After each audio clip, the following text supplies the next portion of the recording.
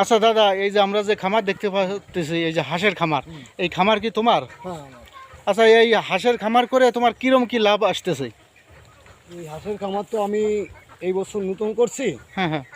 এর আগে পরে আমি করি নাই, যদিও বাড়িতে হালকা পাতলা অল্প কিছু পালন করা হতো, কিন্তু এই বছর আমি একটু ব্যাপক হারে করছি।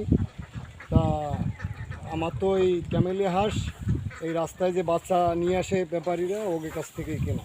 আচ্ছা, তাহলে তারপরে মানে দেখা যাচ্ছে যে আমি 2 মাস মানে কিনছি, তাতে আমার বর্তমান পার পিস 400 টাকা করে হবে।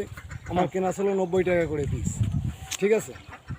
ডিম টেম হচ্ছে কেমন, মানে শতকরা মায়া আছে কেমন আর পুরুষ আছে কেমন? মায়ার সংখ্যা বাদিছে 80%। হুম। মানে আমি বলছি কেনার সময় যে এরকম আমার জন্য মায়ের সংখ্যা বেশি বেশি বাদে 80%-এর মতো আমি পাচ্ছি।